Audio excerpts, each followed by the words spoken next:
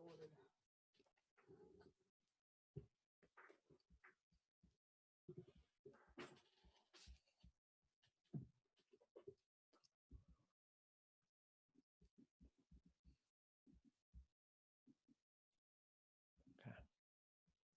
You're about to start your conference call? Yep. I promise I won't walk behind you.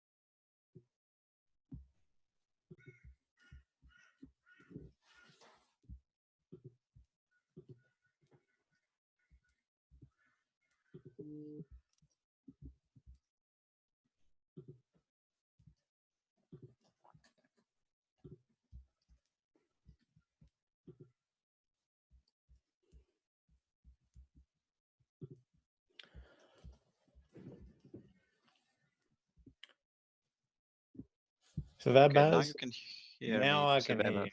Excellent. All right. Just promoted you to panelist. Yeah, panelist. So you can also share Thank your you. screen, and we can hear you. Everybody else will be on mute because we're using the webinar Okay. version. Sounds good. Sounds good. Just testing my audio as well. Are you guys able to hear me? Bobby, loud and clear. Awesome. And I'm going to add one of my other colleagues who will most likely join us, and she is from our academic education team, Okay. Emily. So you will can. see her, and you can promote her as well as a Okay. Will do. panelist, Emily Doherty. Yep. Okay. So we'll just wait a minute or two before we get going, because everybody's usually running from one WebEx to another, or one online meeting to another. So those of you who are already on, just give us a few minutes while we wait for some others to join, and then we'll get going. Vabhav, do you want to share your screen, or Bobby, have you got something to present? Both of us will. I will go first, and then Bobby. Okay. Well, you can go ahead and share your screen now if you like. Okay, let me do that.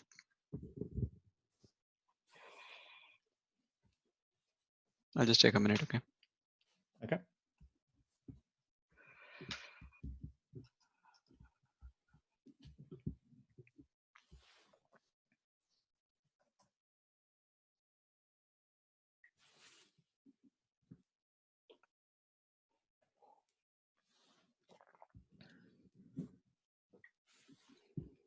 Okay, while we're waiting, just for those of you on the call, just letting everybody know that we have a new podcast coming out today, so please look for that. This next one is an interview with Darren Foster from Artemis Intelligent Robotics up at the Whitsundays, and it's building on the other speakers that we've had over the course of the last month or so, and I've also got a couple of other really interesting episodes in the lined up as well. So please look for those. The other thing that we're also building up some interest in is, assuming everything goes well and we don't experience a second wave, and we're allowed to come together physically. But we are starting to work on a bit of an expo / mini conference forum later in the year to showcase some of our robotics capability within the cluster, but also to invite some guests to also speak. And this is part of some feedback that you'll hear from Darren, but it's also from others. That there's not many events that are purely focused on the robotics side. We do have the event that QUT puts on. I think that's every 2 years, but there really isn't a lot. So we want to try and raise the awareness and provide opportunities.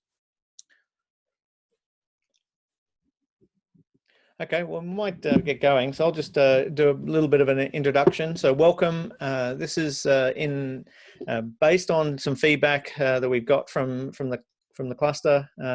In that we do, people feel that they want to see more, and so our cluster musters, which have been every 2 months, we're now making sure that we have an event every month.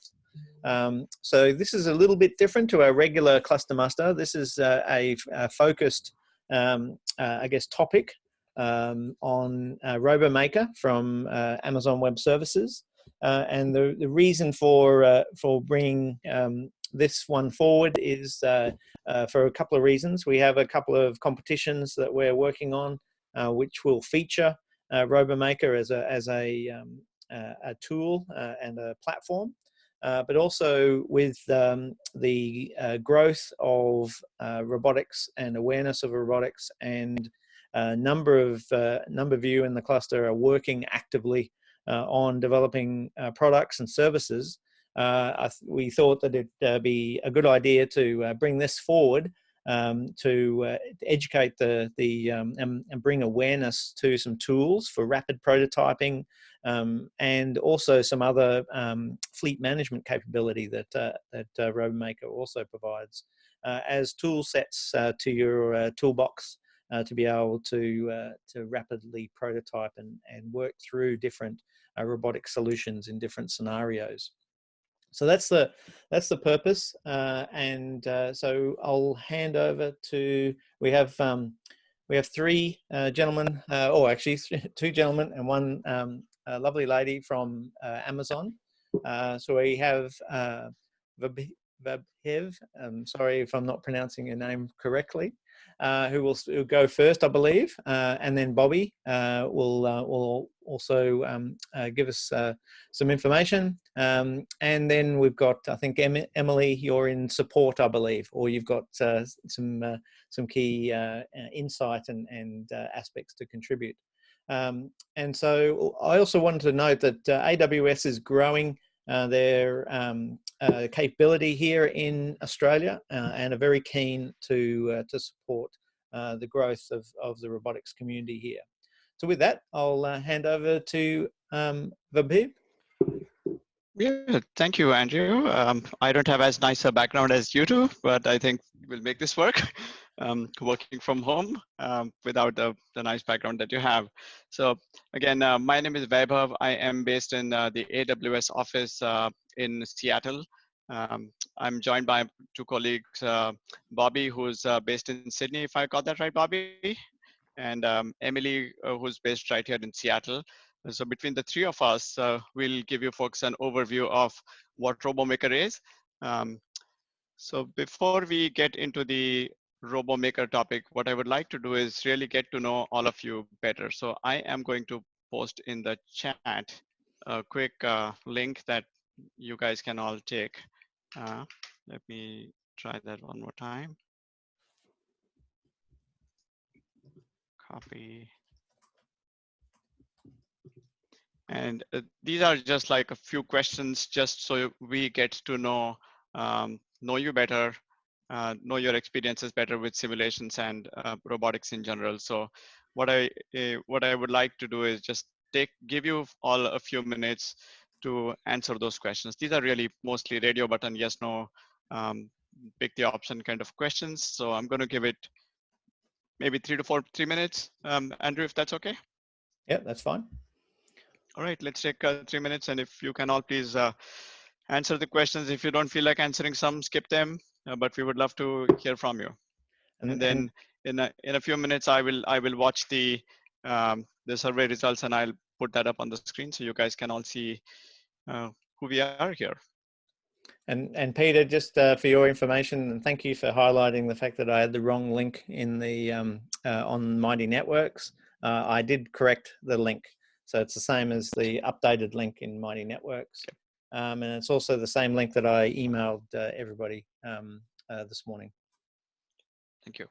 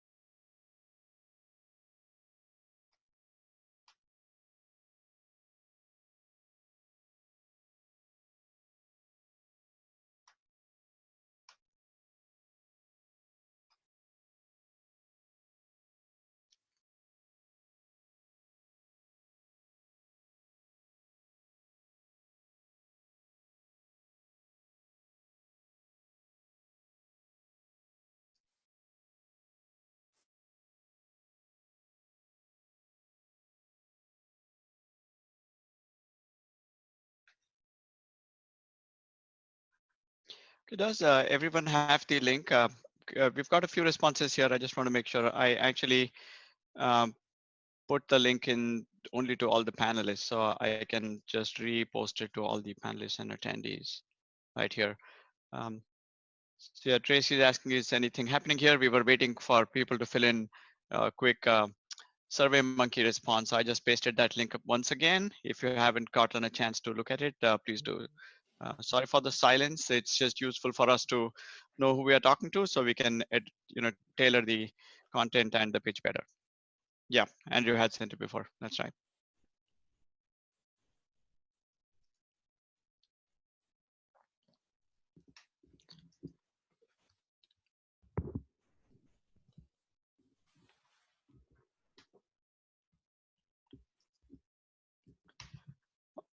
All right, so I'm going to just read out from the responses that I've gotten here so far. So let's go back a screen, one screen here. So let's see. Um, do you use simulations was the first question, about 50-50 role on the team. It's 50-50 between robotics engineer and others. What robotic applications do you simulate? It's all of you have said ground robotics. Then the next one was which simulator, and it's 50-50 between Gazebo and Unity, though I don't think everyone answered that question. And then what role does simulation play in your application? Half the people answered that, and the answer was navigation. Um, and then there's general interest in knowing more about simulations. So yeah, so that's that. So I think that's consistent with the profile of people that we talk to. So the RoboMaker service, we do talk to companies that are building robots, um, and the services is designed to help roboticists build robotic applications faster, better, in the cloud, be able to test the applications in the cloud, be able to use cloud extensions more easily, and also deploy to the cloud. So that's what RoboMaker does. This slide introduces robotics and the growth of robotics across industries. No surprise that in just the next few years, most analysts are expecting that use of robotics and use of robotics, especially in logistics and fulfillment, is going to like go through the roof.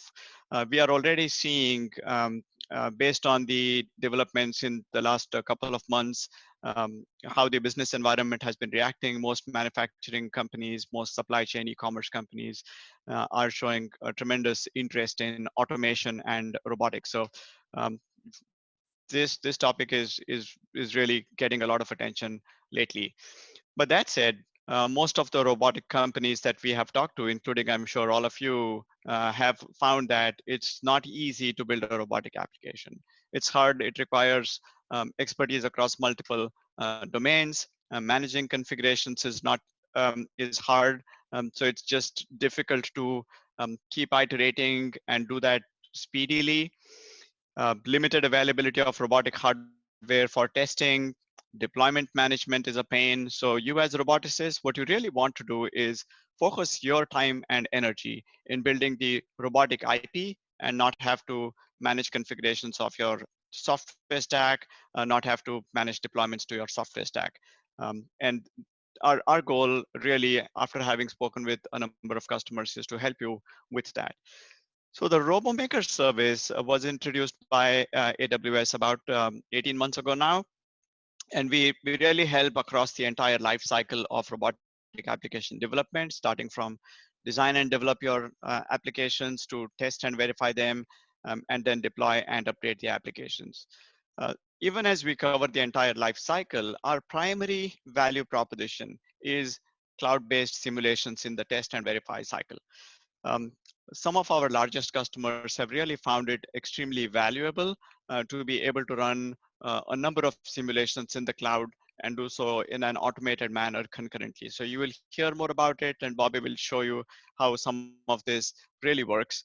And then certain other customers have seen the value in doing cloud-based deployments over the air with our fleet management capabilities. So we'll talk a little more about that as well.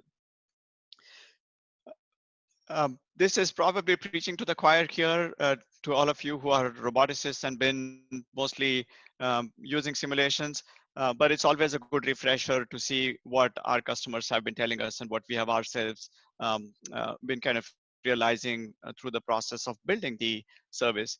Um, so simulations have been found to be extremely useful in three typical scenarios or use cases. First is to recreate edge cases or unsafe conditions, which you want to test your applications for, but are really hard to get done in the physical world. Second is accelerate the testing. You don't always have the time to run your tests on physical robots in real time. You want to sometimes do it faster. You also want to do them concurrently, so you can test 5 different parameter variations within your application and do those concurrently in a simulation, versus if you did that in the real world, you just have to do it either have 5 robots or do it consecutively, and that's just inefficient. And finally, the third key takeaway is being able to do so programmatically.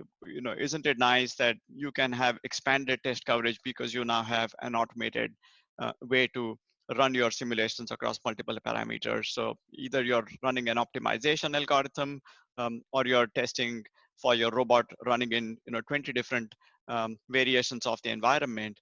You can now do that. You can expand your test coverage with simulation. This just speeds things up. Now that said, this is one key takeaway for us in having spoken with a number of customers. Our team has now spoken with, I think, about 250 customers over the past 18 months. And each one of these conversations have been really useful in distilling it down to the basics. And the basics, what you see on this slide is, um, customers really need to, you as roboticists, the first thing you typically do is choose the level of simulation fidelity that you're aiming for, depending on what scenarios you want to test. So depending on the test scenario, that really determines the fidelity that you want to build into the simulation. Sometimes, I would even say often enough, we find that customers always think of the best and the biggest bang that they can get out of the simulation, and would start to think towards the right-hand side of the spectrum, which is they would aim for the most complex scenarios and then think about the highest fidelity that they want the simulation environment to be built out for.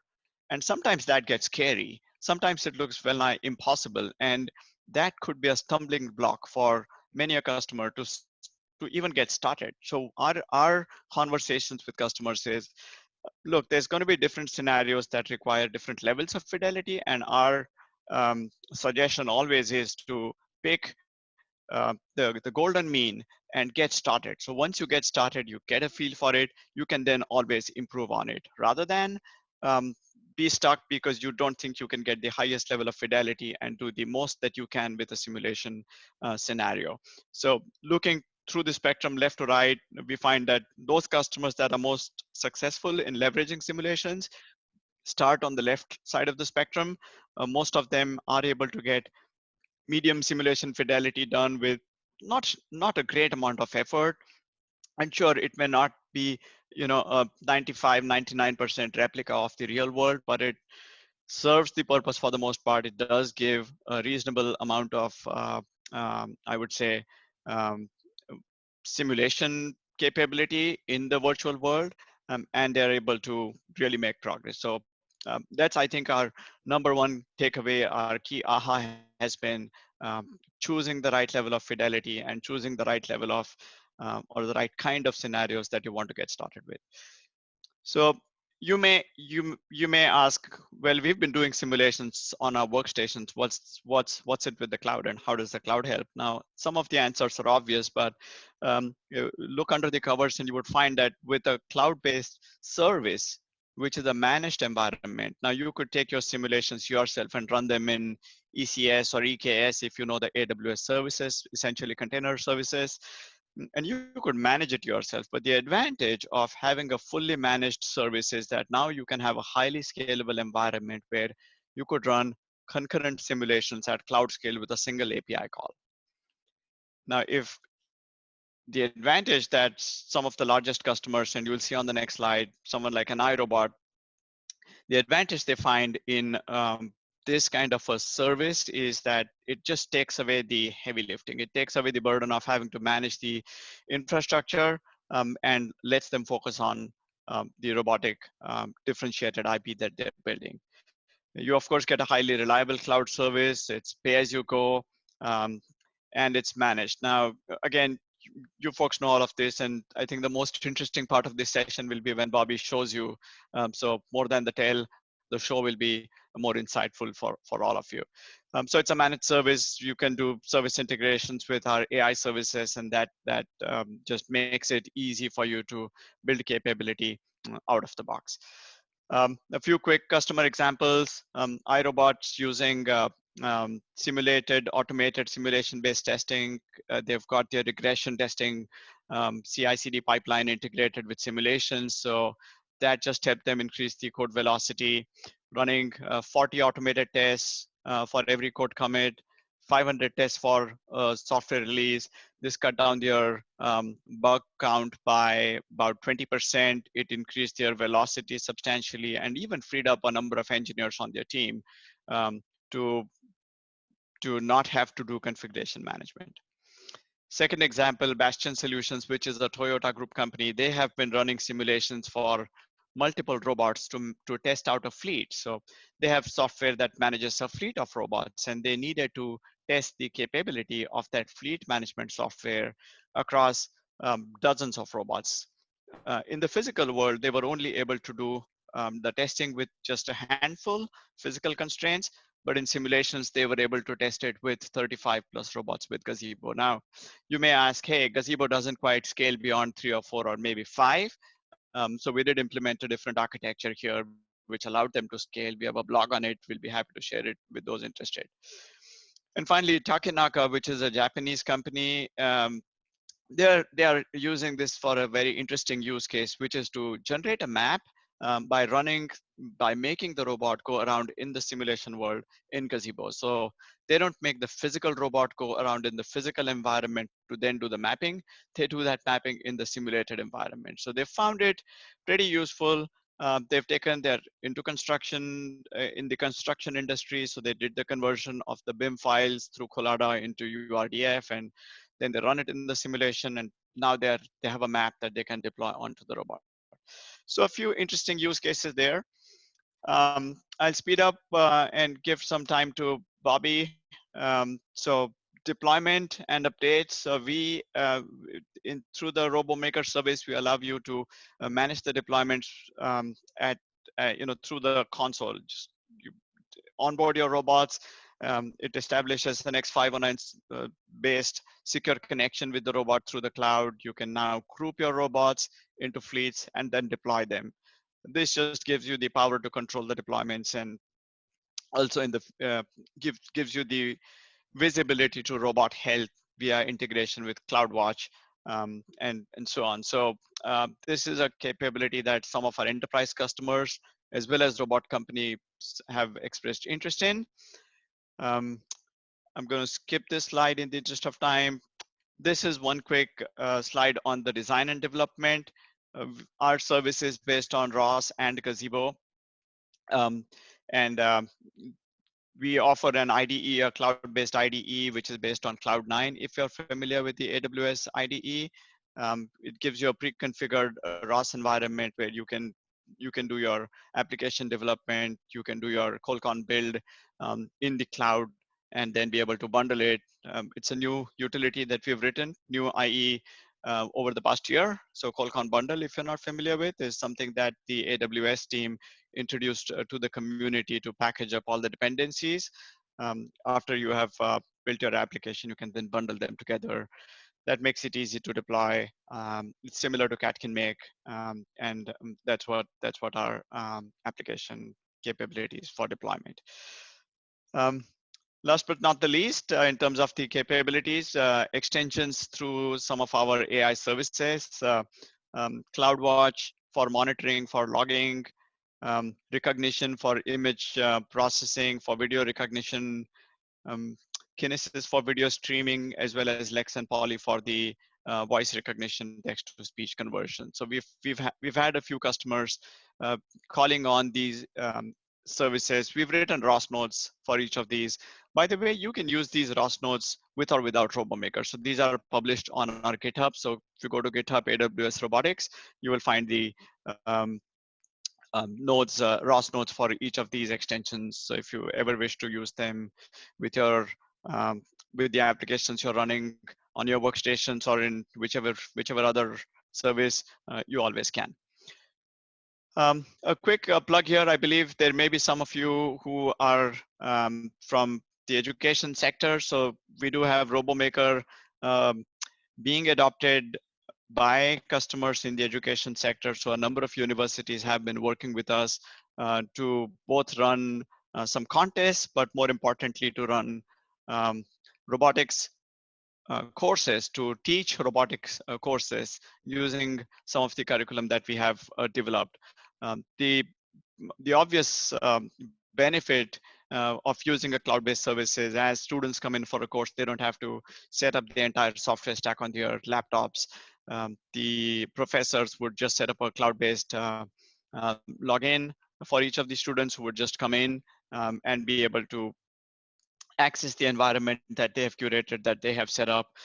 So we partner as the RoboMaker team with our AWS Educate group, which is the group in AWS that takes all of the AWS services and makes them available to the education community. So you got the link right there, awsamazon.com/education AWS Educate. So any of you interested in that, you can get access to RoboMaker by just simply creating an individual or an educator account. If you're teaching, just register and you can get credits for access to RoboMaker.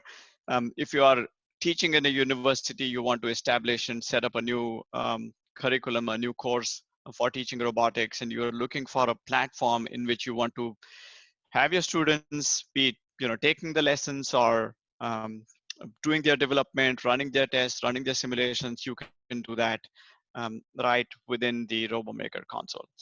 One of my colleagues on the call today, Emily, she's from the education team. So if any of you have interest in that, I guess, Andrew, we have some Q&A at the end, so we can get to that at that point.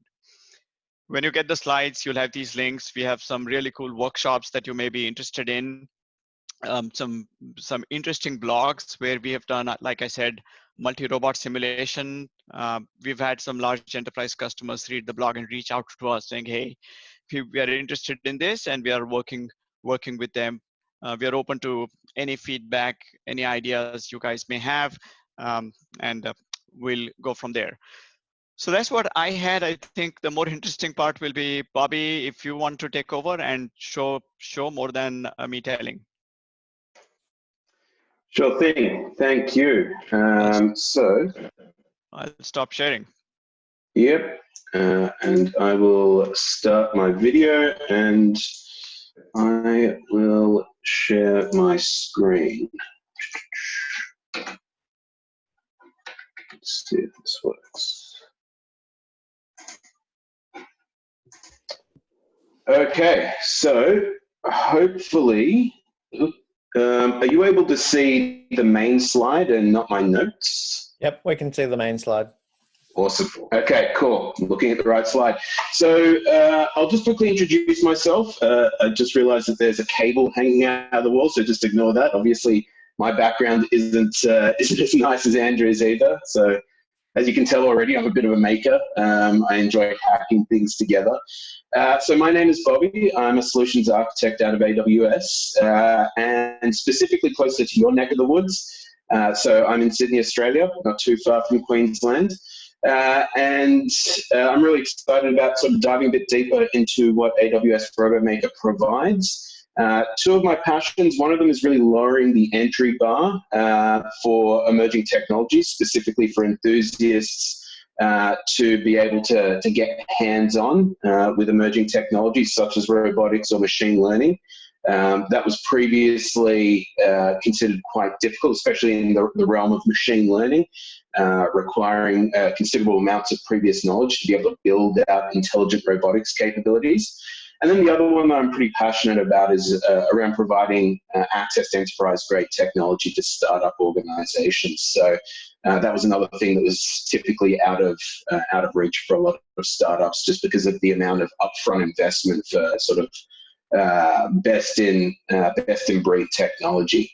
So what I want to do to be able to provide some context around some of the technical components that will be going around today, I wanted to be able to provide a bit of an example to tailor some of the conversations around. Now, I'm not sure about, I know that in Queensland you guys had this problem as well. I'm not sure how much of a problem it was there compared to Sydney a couple of months ago, where essentially we had a shortage of toilet paper, which was due to the current conditions. And it was so bad in Sydney that people were getting into fist fights over it. So you would have seen that on the news. I personally found myself going to the supermarket multiple times a day and staring at an empty shelving, waiting for it to fill, and I found myself not being able to practice good social distancing.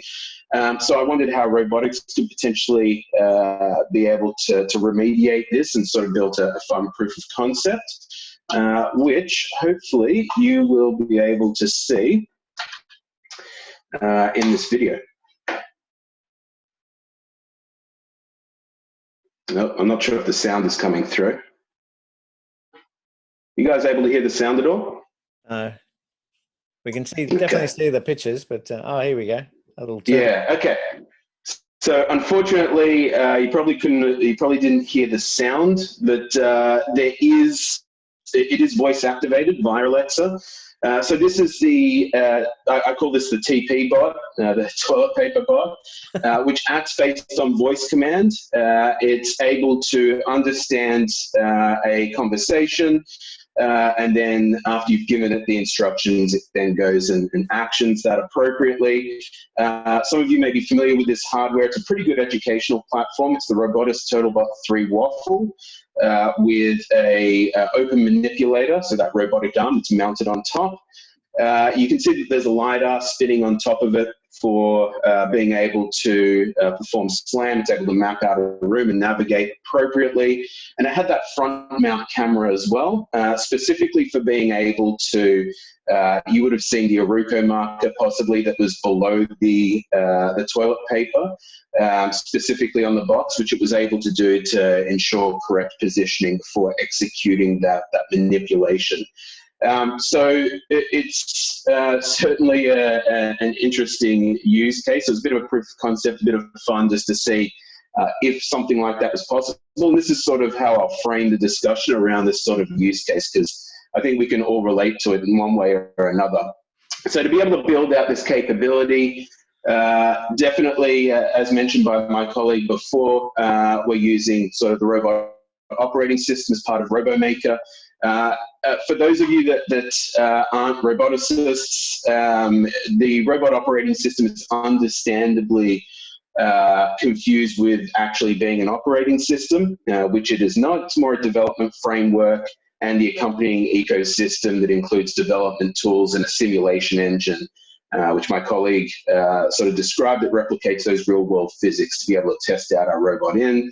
We're finding that it's extremely popular because it moves away from those proprietary software control systems, which were entirely different from each other and were essentially built to fulfill a specific task. So for those of you who have a robotics background, you'd be familiar with sort of those long development times, because essentially you're reinventing the wheel for every new product or every new purpose, whereas ROS really standardizes a lot of that development and facilitates and really encourages open source sharing of really good ideas. So it's very easy, as you would have imagined, to be able to pull down a ROS package and integrate it into your robotic application, so that you're not essentially starting from scratch. So for instance, that TotalBot 3 with the open manipulator, obviously the vendor provided a lot of packages, but then to be able to lean on other items that the open source community had provided or what other vendors have provided makes that a much easier development experience. So once again, for those of you unfamiliar with ROS, yeah, it's a development framework. What does that exactly look like? So basically it's connecting nodes together, which are bits of software, and those bits of software perform a small subset of tasks, such as controlling a servo or reading a sensor, and then they're connected together through a publisher-subscriber protocol. So if you think about it sort of in this example, you've got a teleoperation node, which is potentially sending velocity commands to the TotalBot 3 pose node, which specifically gets the pose of the robotic device correct as per what that teleoperation wants it to do. And so it does this through publishing and subscribing to topics. Now, to be able to facilitate some level of development, even though some of it is obviously already done for us with some of the packages that we're able to pull down, with AWS RoboMaker, when you're doing this development, you've actually got an inbuilt web-based IDE. So if you have used AWS before, you might be familiar with this IDE. It's AWS Cloud 9. It is web-based, and for RoboMaker, it actually comes pre-configured with the version of ROS of your choice, whether that's ROS Kinetic or Melodic or ROS 2. So it's all pre-configured, ready for you to be able to do your build, bundle, and deploy either to a simulation or to a physical device. One of the really neat features that I've found about Cloud9 recently with the recent lockdowns and being able to work with others and collaborate on building out robotics capabilities was the fact that it certainly provides a pretty good interface for pair programming or collaborative programming. You can see in this screenshot here, basically that you've got the IDE, you've got a tab there. It's obviously Node.js in this example.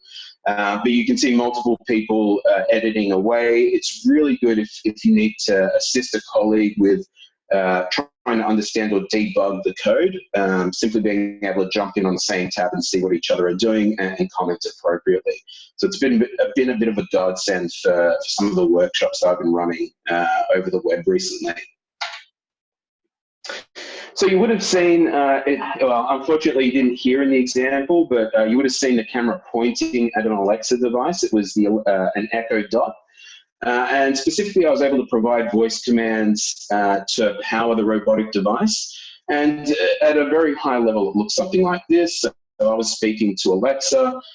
Alexa, once it determined what I wanted to perform, it then went ahead and fulfilled that need, which is to get me some toilet paper.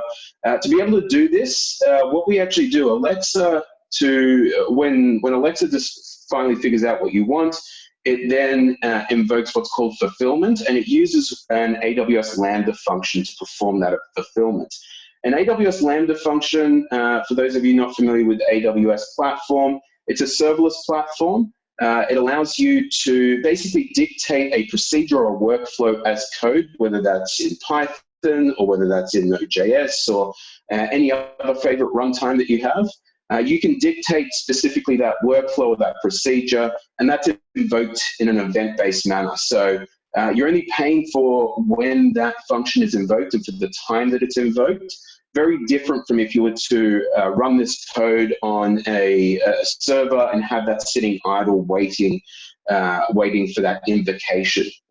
So obviously from a cost perspective, it's considerably cheaper to run AWS Lambda and only pay for what you use rather than that idle time. Now in this AWS Lambda, what we're doing in that function to fulfill this operation is to send an IoT message down to our robotic device, in this case TPBot or the TurtleBot 3, specifically via AWS IoT Core. That's a device gateway that allows us to use it as a message brokering system. So it's a hosted capability or a managed capability, so we don't have to really worry about any of the underlying infrastructure, and it allows us to send notifications back and forth in a similar publisher-subscriber model. So the way that sort of works, AWS IoT Core, as I mentioned before with ROS, very easy to leverage what the open source community and what vendors have published publicly for you to be able to pull down those ROS packages and be able to integrate that into your development. The RoboMaker team has provided a number of these samples or packages to integrate into your robotic application. And AWS IoT Core is one of those capabilities where certainly you can leverage it as a device gateway and a message brokering system to facilitate communication between things potentially like sensors and your robotic device. We'll actually see a production use case that one of our customers is using a bit after this, which sort of represents that capability. But if you could imagine in a factory where maybe there's a factory device that has a vibration sensor on it to detect vibration anomalies, to determine maybe that device is about to fail.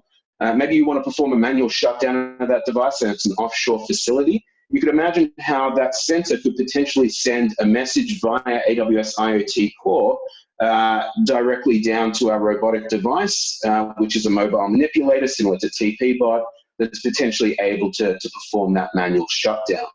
So certainly it facilitates that sort of communication, very handy for low-powered IoT devices.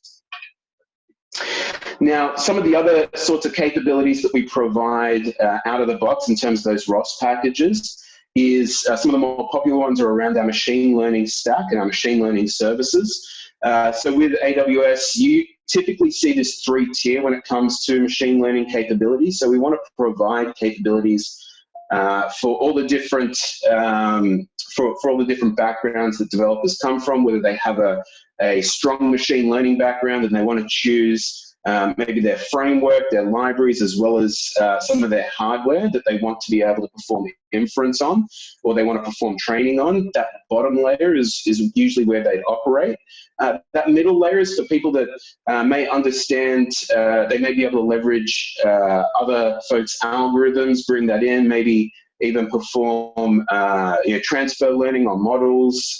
So it provides a hosted Jupyter Notebook capability, as well as some services that allow you to assist in sort of labeling data and training your machine learning model. So that's more for the developer that has some understanding of machine learning. And then right at the top, we've got basically a number of services that don't require you to have any real background in machine learning. They're tailored for the dev that wants to be able to build intelligent capabilities into their robotic stack. Things like being able to recognize images, or be able to translate text, all those sorts of capabilities are more at the managed machine learning layer. And we have a number of ROS packages that are able to integrate some of these capabilities, specifically Amazon Recognition and Amazon Lex.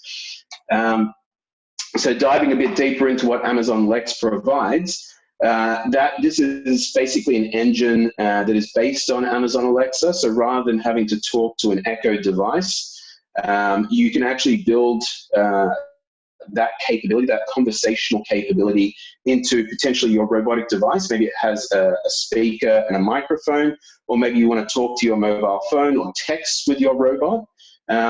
This allows you to take that intelligent capability from Alexa and build it into any of your applications, whether that's inside the robot itself, or whether you want to interface with the robot via another method. And really what you're dictating is simply this. So once again, you don't need to have that machine learning background. You're simply dictating things like the intent, which is the representation of an action that you want the robot to perform. So in this case, getting toilet paper. You have a sample utterance, which is how you as a user or your users of the robot might convey that intent. So they'd say, get me some toilet paper. And then you'd have slots, which are variables that you'd be collecting that you want to act on. So things like maybe the robot asks, well, how many ply do you want? And I say, well, I definitely want at a minimum 3 ply. So you take that 3 as that variable to act on, and then you pass that through to the fulfillment stage, which is where once again, you're getting your robot to fulfill that need. That's that Lambda function that's then going to perform that action. So being able to take that 3 and then get the robot to go off to Coles or Woolies and go pick up that toilet paper, or at least go see if it's available, and hopefully collect it and bring it back. That other intelligent capability that was mentioned was Amazon Recognition. So Amazon Recognition provides obviously an image or video recognition capability. What you're doing here is actually streaming the video up to AWS and then performing that inference in AWS rather than on the device itself. So you're doing that intelligent capability in the cloud. You're able to do all these sorts of things around face detection, even sentiment analysis of that face, whether it's angry, sad, or happy, or things like that. You're able to determine text through OCR, or even labels of the surroundings. So, whether there's a tree in the background or a chair. And you're simply sending this information up as a video stream, and you can typically get back a JSON string that determines what's in that image, as well as the confidence of the likelihood of that being correct. So we sort of touched on some of the intelligent capabilities that TPBot has or could have around Alexa and that chatbot capability. Around navigation, this is something that would be very familiar to the majority of you based on the collection of that information that came back. my colleague who created that SurveyMonkey request. So this is really around the different types of navigation for unmanned ground vehicles. We have traditionally seen a fair amount of AGVs following predetermined routes using physical guidance mechanisms. So very similar to if you've ever seen a video from Amazon's fulfillment center, for those that are unfamiliar with the differences. Basically, in Amazon's fulfillment centers, you would have seen the Kiva robots sort of driving around and following a predetermined path on the ground. So maybe some markings on the ground. They usually navigate themselves under some shelving to be able to pick up that shelving and then navigate to a warehouse worker who's able to pick the object out and put it into a box, rather than that warehouse worker walking kilometers throughout the day to be able to grasp all the objects. Obviously, this is pretty handy where you have an environment that's not changing frequently, and you've got pretty obvious source and destinations. As well as these robots typically stop and wait for an obstacle to clear before continuing ahead. They don't really plan around them. Whereas what we're specifically using in TPBot is an AMR, or basically an autonomous mobile robot, which is able to determine its own path to a destination based on some mapping, and then it's able to dynamically avoid obstacles and plan around them, and then have dynamic pickup and drop-off locations, which you could imagine is pretty important in the robotic application that we're trying to build here. Obviously, if you have it, sort of going down a footpath, you want it to avoid other people because it's obviously going to be a dynamic environment on the way to Coles or Woolies. So let's see if we can get this demo going. So this is basically, once again, this would be something that most of you would be pretty familiar with, which is gene mapping, which is part of SLAM, simultaneous localization and mapping algorithm.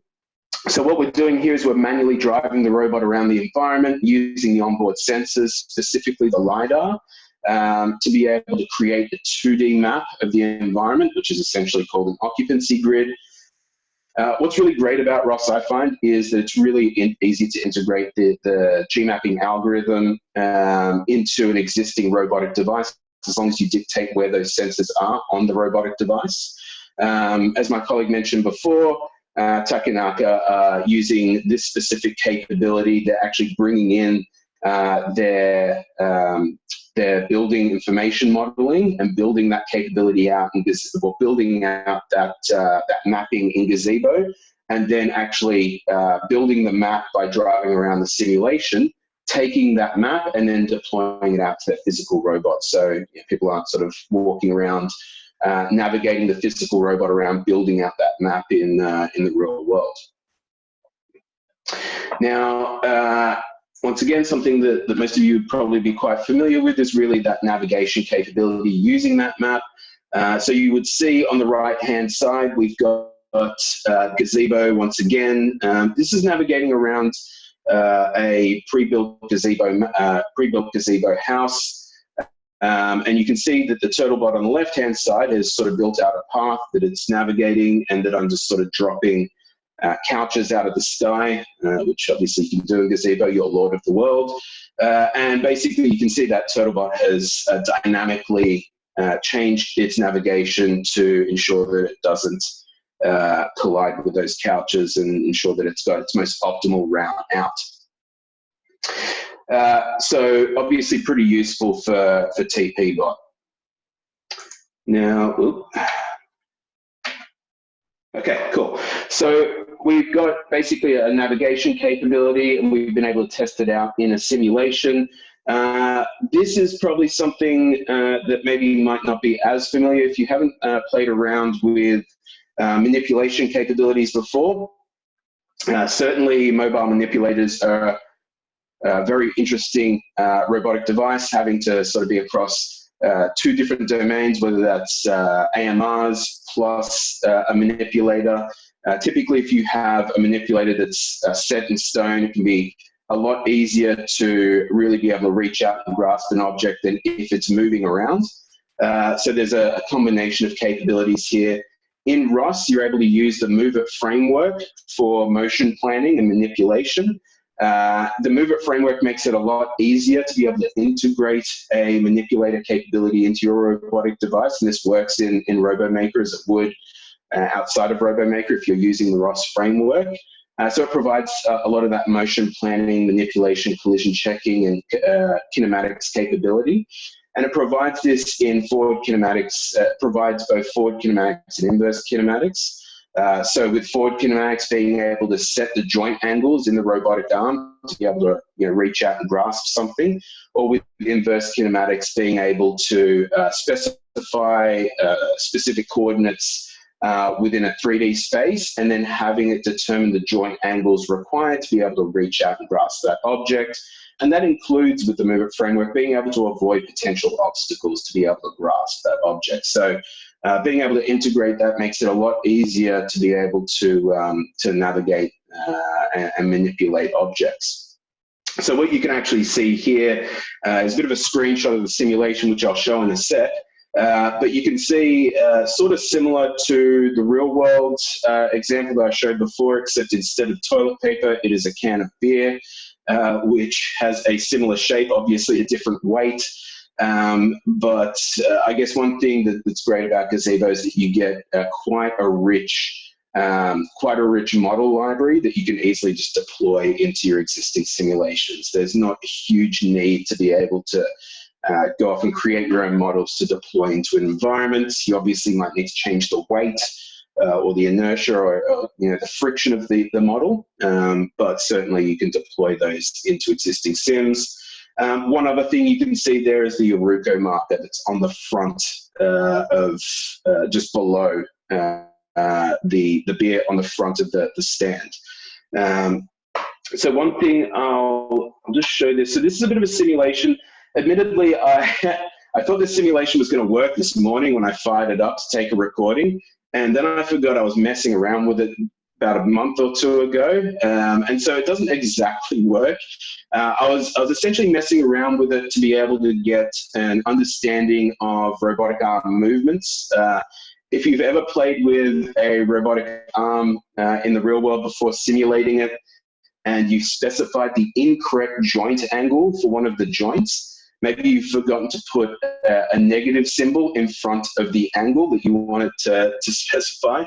It's horrendous if you hit go, and there's a fair bit of torque in maybe the servo or the stepper motor.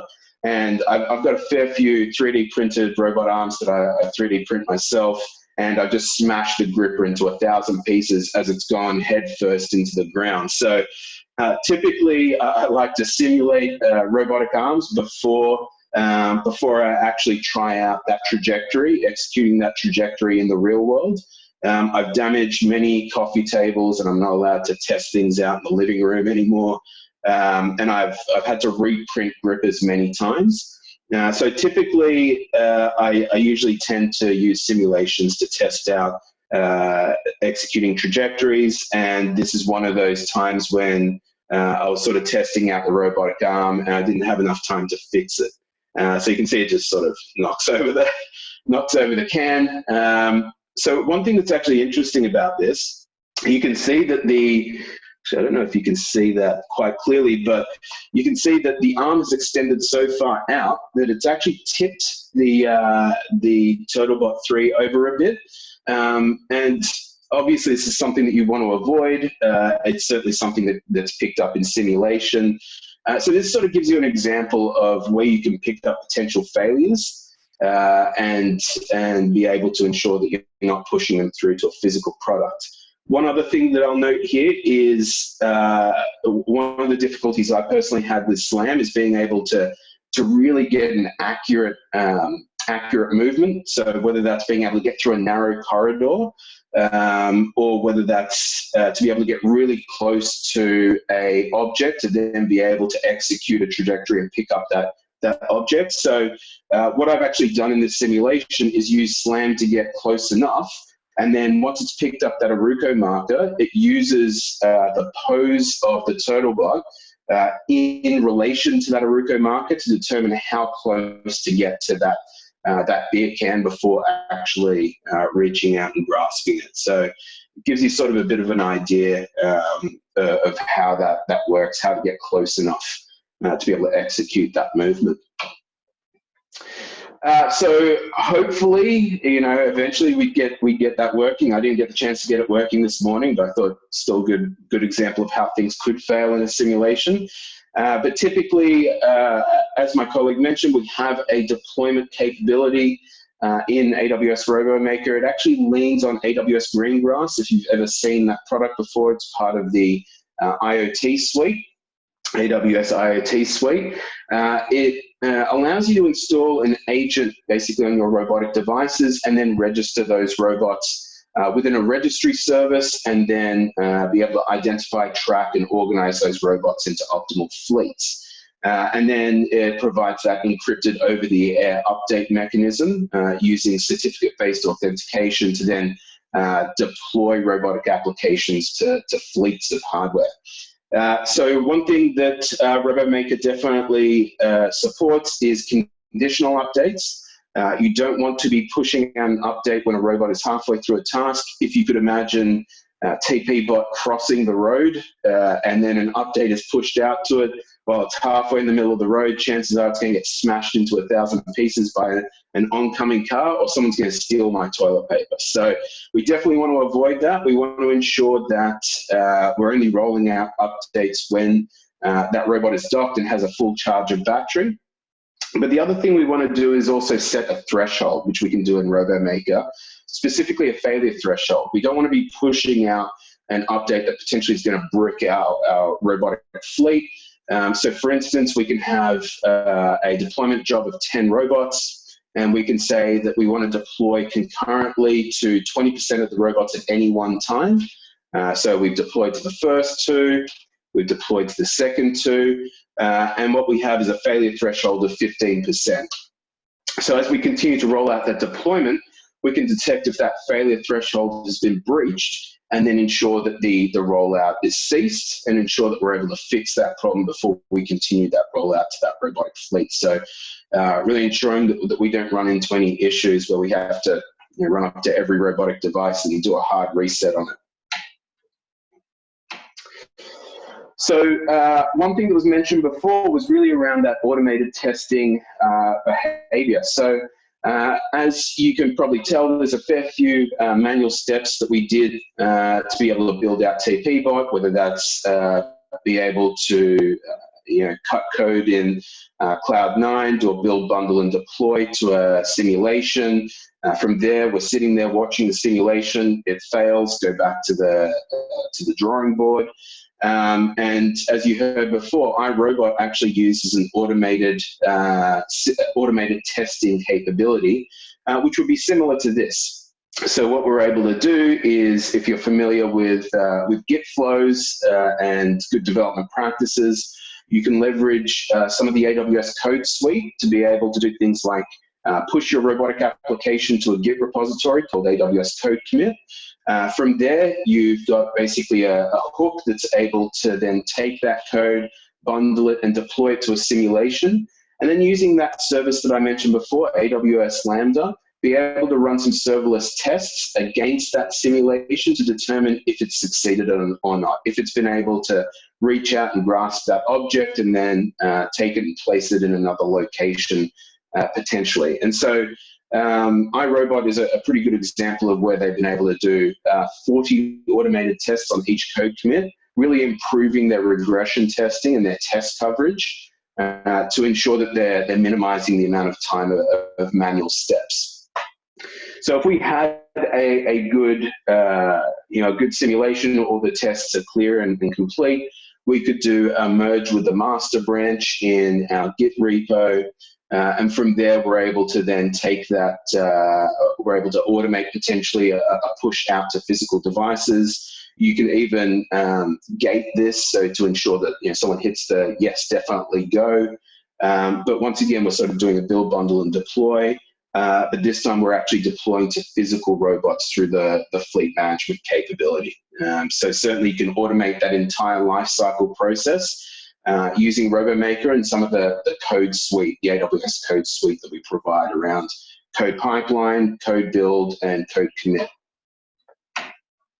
So what I wanted to show was obviously that was a bit of an educational example where we're using a Turtlebot 3 to be able to build out that mobile manipulator capability. I wanted to show you an example of an organization that is actually using RoboMaker to do, I would say, something probably a lot more production focused and a lot more complex. However, it does carry over some of those same learnings, especially if you're coming from an educational standpoint. That organization is Woodside. If you want to know a bit more about this demonstration and specifically what Woodside are doing in this area, I'd really encourage you to check out on YouTube their presentation at ReMars last year, where they talk about some of the really cool stuff that they're doing. This is a good example of operational task autonomy, where what they've done, Woodside's one of Australia's largest operators of oil and gas production, and they've created this demonstration which is meant to be on an unmanned offshore facility. What this is a simple water loop, and they're pumping water around and around in a loop, and they've introduced an error on purpose, which has resulted in the requirement to do a remote shutdown. So instead of flying someone out there in a chopper to be able to push a big red button, they've deployed Ripley, which is this robot that you're seeing on the screen. It's a clear path base to move the robot around using an open source navigation suite. There's two UR5 arms, and the software in the arms are specifically conducting manipulation. They're turning valves and shutting the device down. So it's doing a 4-step procedure, and no one's actually required to drive this. Obviously the first thing it did was push the big red button to shut down the pump. It's closing valves, bleeding off pressure. One of the cool things about this is they actually worked with NASA to develop some of these manipulation capabilities. The software was also developed for the RoboNaut, which is the robotic astronaut, which is a humanoid that was created to work alongside astronauts and perform tasks that require dexterity. And you can see how something like this would not only save a lot of time and a lot of effort with flying someone out to perform this task, but you could see how something like this would also be pretty useful in a dangerous scenario as well, where you're able to deploy a robot instead of a human to perform that task. So really cool use case there. I love the work that's coming out of Woodside. They've done some pretty slick stuff. So look, how to get started. This was sort of mentioned before, but there are a number of sample robotic applications that you can take and get started on. RoboMaker itself actually has a free tier for simulations, which allows you to get started with the platform quite easily in a cost-effective manner, obviously. And we've got some robotic applications, some that simply are just hello world robotic applications, and then there are a number of others that are integrated with some of those AWS services that I mentioned around being able to recognize people or being able to execute voice commands. One of the other things worth checking out is AWS Deep Racer. It's a reinforcement learning challenge. It's a great way to learn reinforcement learning using the AWS RoboMaker platform. What you're actually doing here is training a machine learning model for autonomous racing with AWS SageMaker and AWS RoboMaker. You're actually, once you've created your model and you've trained it on the track, you're then using the simulator once again to test out that model. And then if you have access, there are a few iterations of this happening around Australia or some other places in the world. Obviously, with the current climate, things have changed a bit, but you can actually deploy your model to a physical device and have that race around the track. We usually have these at summits, AWS summits, or at reInvent, and you can get yourself on the leaderboard. So the interesting thing is they've just released a new, car which has LiDAR and stereo cameras. So rather than just racing around the track as quick as you possibly can in an autonomous fashion, they're now going to start introducing some other challenges. So potentially avoiding obstacles or even being able to do head-to-head racing and avoiding each other in that racing. So what I wanted to do now was sort of show a video, but I'm not sure it really needs the sound. And so I'm a bit worried that this is not going to have sound. Let me just see. You know what? Let's just play it anyway and see what happens. Yeah, it's not going to have sound. So that's a bit unfortunate, but look, basically, if you are interested in Deep Racer, and also if you're interested in F1, F1 does some really cool stuff around collecting millions of data points in very short periods of time to be able to process them using IoT devices. If you're interested in checking that out, I'd encourage you to check out some of the presentations they've done at reInvent around some of the tech that's behind the F1. But some of the folks from F1, you may have recognized Daniel Ricciardo, our very own, out of WA, Australia. Himself and Tatiana are both basically learning reinforcement learning, and they're getting themselves up on that leaderboard as well. So they're going to be in the race. They're doing a bit of a 4-part series at the moment, which you can watch on YouTube. The first one's out. It's actually pretty entertaining, and it's interesting to hear them compare what it's like to teach an object through reinforcement learning versus what it's like in an F1 car and some of the similarities. So really interesting there. So that's the end of myself. Vabhav, did you want me to hand back to you, or are we opening up for questions? I've got some contact details for myself on the screen. Feel free to add me on LinkedIn or shoot me an email if you've got any questions, but happy to take questions on here as well. Yeah, there's one question from Kathy in the Q&A. How easy is it to add new models into the model library? Yeah, so definitely it's not difficult.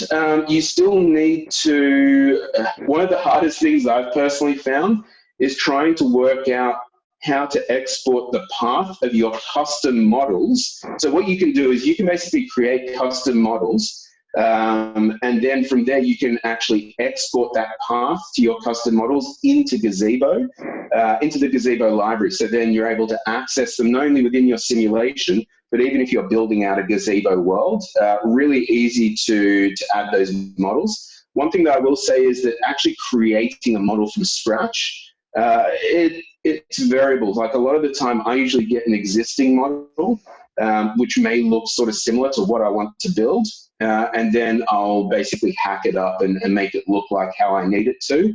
But then I've also got to modify the weights and the inertia and the friction of that model to be able to get it to function the way that I want. One of the examples that I did at AWS Summit Sydney last year was a 3D printed robotic arm that has an autonomous capability to pick up objects. And it took me quite a while to get the friction right on the objects that I was trying to pick up in Gazebo and place in another location.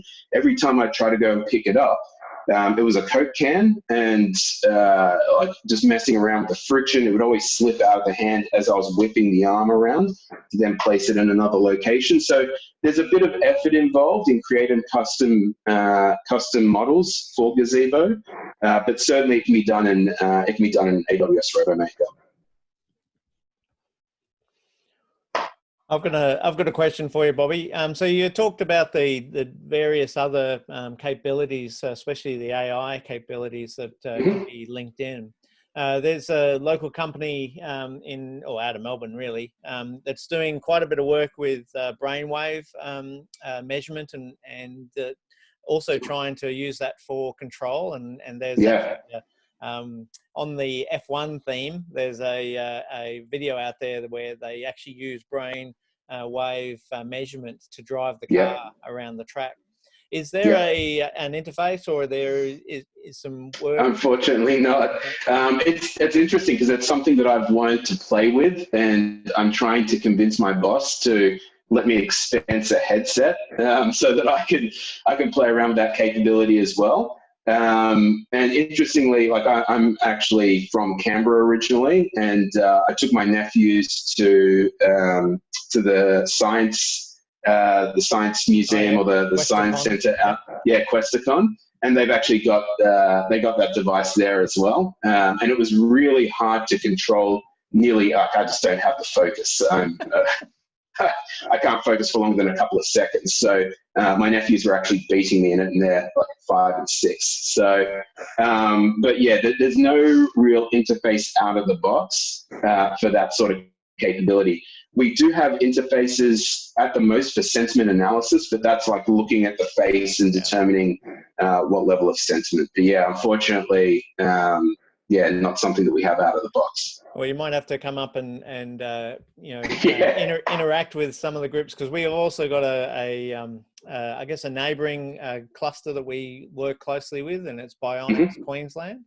Nice. And so it's looking at a whole range of different capabilities, and it was founded off the cochlear implant work, but they've got projects, bionic eyes, they've got the brain activity stuff. But they've actually got a competition that the final date for entries is end of next week. The reason for my question is that we have a couple of companies here in the cluster that have entered for using brainwave to interface with a exoskeleton to help people with disabilities. Yeah. So wow. Yeah, so it should be a bit of fun. And if we can solve the problem, even though there has been some examples over the years, but this is focused on a cost-effective solution. For sure. Yeah, it sounds like a challenging problem to solve. Let's put it that way. Yeah. So if anybody has any questions, you can use the Q&A, or you can use the chat window. So go ahead. There was a number of people that dropped off and because of another meeting and were really interested in following up. So you've definitely generated some interest, especially on the academic education piece. So we actually had Peter Cork from QUT online, and we had a couple of other educators online before. So they're definitely super keen and interested in following up with you. In terms of the people who are using the actual fleet management aspect of it, do you have any companies here in Australia that are actively using that capability? You mentioned Woodside, and we know Russell Podopinski quite well. And so we know that their use of the tool sets is quite extensive. But anybody else actually actively using that fleet management capability? Vapa? Yeah, we have customers in the US who are actively using fleet management capability. One of them recently published a case study. This is a company that's building pharmaceuticals, personalized medicine with robotic cells. So they have a 8-robot system that picks the right ingredients, puts it in the pill, goes through the manufacturing process, the QA process, and they are using RoboMaker to push a fresh software deployment for every manufacturing batch. So they do contract manufacturing for the large pharma companies, and they have to report to the Drug Administration Authority as to like what's the version of the software that was used for this particular batch, and did you do the right thing? So it's all for regulatory requirements, and that's one. Another example I could give is a logistics robot company that's using our fleet management to manage robots that are on the field, again for over-the-air deployment. Now, I will say that we do have a good roadmap to extend on our current capabilities. So Bobby mentioned how you could do conditional OTA. We are working on like a rollback capability in case the deployment fails. So if there's any interest in getting under the covers of that, we would be happy to. Cool. And I was wondering, as Bobby, you were talking about, the making sure that your robot is ready to receive an update. I'm sure there's some safeguards that you can actually build into your application to say, whether it's a status to say, I'm ready to receive an upload. I'm assuming you can build that in. Yeah, definitely. So that's part of the conditional update capability. It is deployed down to the robotic device. So the robotic device will be executing that code to determine whether the flag falls as to if it's ready or not. Yep. Okay. Excellent. Then another question that I had on via text was with regards to the manufacturing of robots. Can you interface whether it's the fleet management download as part of your manufacturing process? And my assumption is yes, but I just wanted to hear comments. Do we have examples of that? I believe some of the robotic manufacturers are using that capability. Yeah, so if the question was, could a robotic manufacturer use RoboMaker to deploy the updates to robots in production, or is it for robots as they're built out before they're shipped? Yeah, before they're shipped. So essentially during the production process, and then even potentially do a post production test so that it's pre. Definitely. So the second example I mentioned of a company in the US, logistics robot company, they aren't publicly a reference yet, soon should be, but yes, they are using RoboMaker to finish up the deployment on the robot. We are also working with another robot manufacturer who's using not RoboMaker, but our IoT Greengrass technology, which by the way is the same thing we use under the covers for RoboMaker, but they were using Node.js and a couple of other things in their deployment package which couldn't be supported with the Qualcomm bundle, and there were other complications, so they just chose to go IoT Greengrass. But yes, they in fact pre-install IoT Greengrass core on the robots when they manufacture them and they ship those out. So yes, we absolutely have that, and there's a few more that are evaluating and looking at that capability. Okay, excellent. There's even quite a bit of guidance around being able to provision that certificate-based authentication at scale. So certainly there's, I know that's sometimes been a challenge for some organizations to be able to ensure secure communication at scale from the manufacturing process. So we've even got some guidance around how that can be achieved, how the certificate authority is set up, how it is secured, how those certificates are provisioned onto the hardware, when they're provisioned. So yeah, there's quite a bit of guidance around that. Okay. Andrew is not on the call anymore, but we had Andrea Kay from Silicon Valley Robotics on the call earlier. And she and I were talking the other week around the fact that we're not aware of I guess a global registrar for robots. Are you aware of any such registrar? So as you go through the production process, when your robot is actually produced, to say, okay, is there a registrar to say, I now exist and this is my unique identifier in the world of robots? Does that exist at all from your awareness? Okay, maybe this is a future collaborative project we could work on. Yeah. Another question that I had so we've got, the cluster is, part of, a number of companies working side by side. Within RoboMaker, are you able to, and you did mention the programming capability of the IDE, but if someone has a simulation and they can be operating in that simulation, can you have one simulation talk to another simulation, or you have to be in the same simulation together? So for example, if you wanted to prove out a collaborative robotic solution where you've got one company delivering one capability, which is whether it's a robotic arm to say put a load onto a maybe a moving dispensing type robot, do they both have to be in the same model, or could you actually interact between them? So I guess there's two ways to be able to do it. One is, usually I do see multi-robot simulations all in the same simulation. However, you could potentially, I guess the good thing with the Gazebo environment toasted out of RoboMaker is that it can potentially access the outside world if you need it to. So obviously, to be able to stream information to AWS Rekognition for inference, or to be able to interface with AWS IoT Core for that external communication with an Alexa device. So certainly you would be able to potentially interface with another system in another simulation via something like AWS IoT Core to transmit messages back and forth. Yep. But I don't think that you'd be able to communicate on the same ROS Core instance specifically. Okay.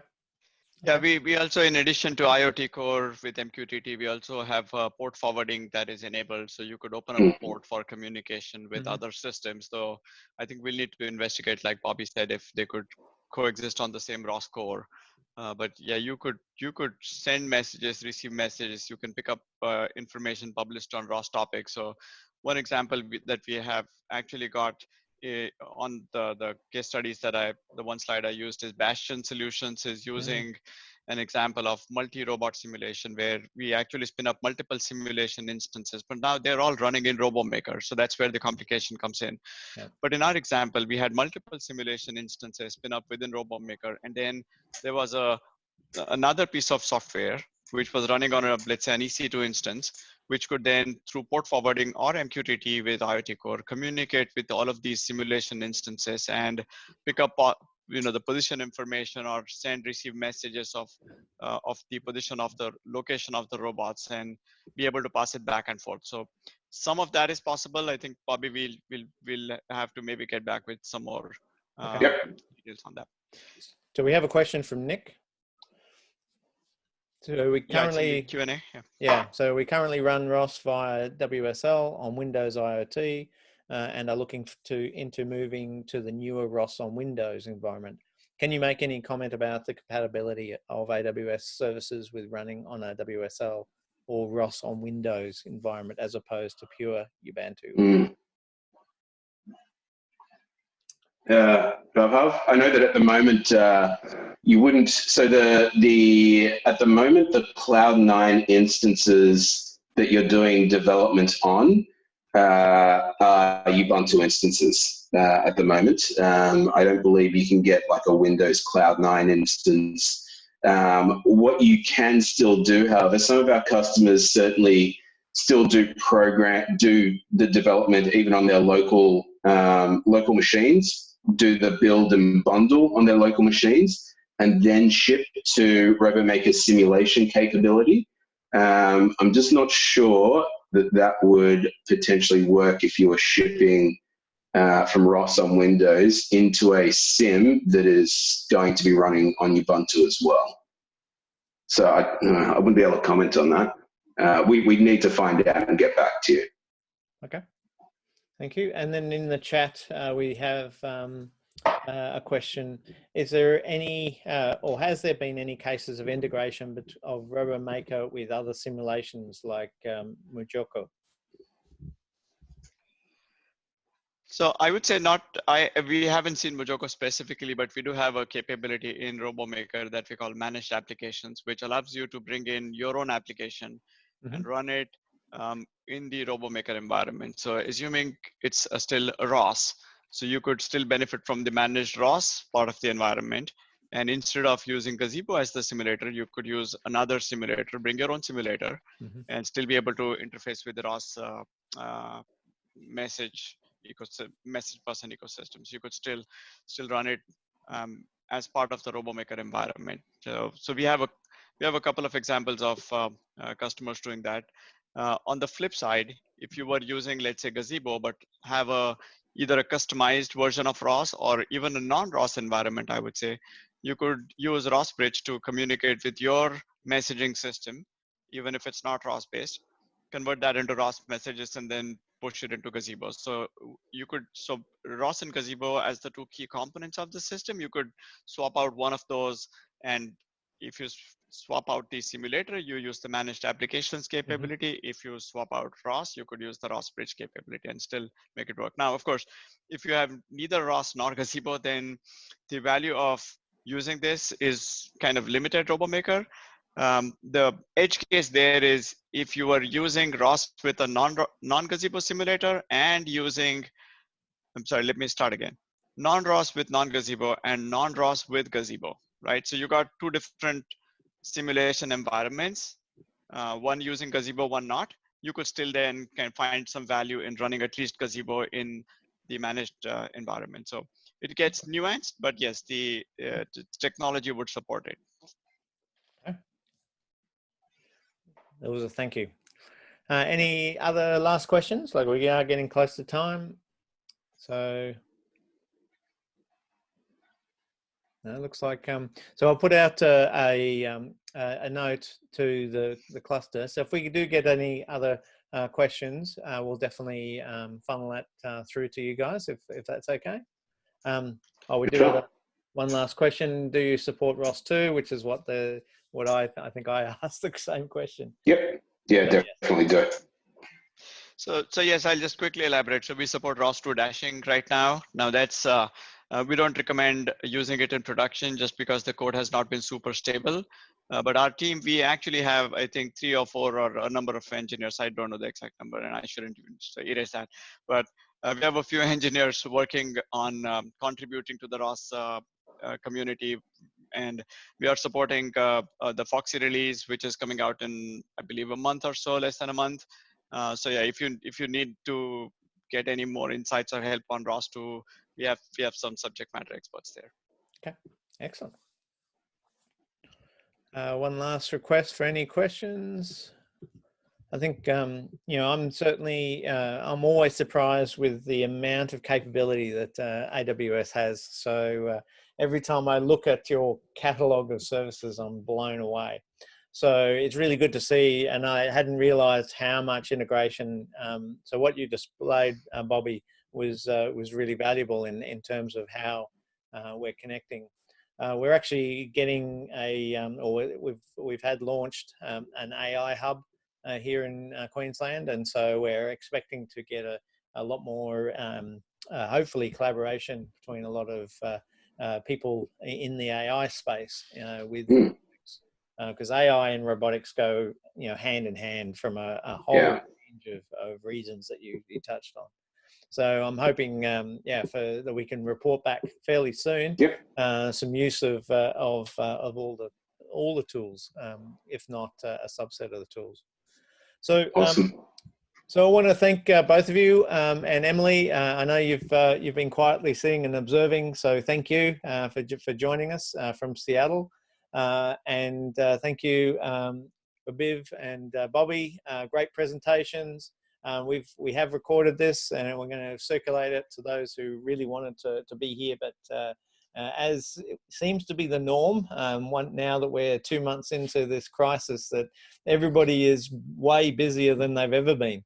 And especially if you're in the robotics area, because robotics is getting a new, emphasis, and there's a lot of activity going on. So everybody in the robotics space is busier than they've ever been, which is good. And again, if we do get any questions, we'll link that back. You did mention, I think, that the slides will be made available, so we'll circulate those. And if we get any questions, we'll funnel them back through to you. So, thank you. Good. Thank you. I think it was a great session. Thank you very much. Thank you for inviting us. Yep. No worries. And thanks, everybody. Again, look for the website for updates. The YouTube channel is off the website, and we'll have the recording. And again, there's a new podcast coming out today, so look for that. So thanks, everybody. Be safe, and look forward to catching up soon. Thanks, folks. Okay, bye.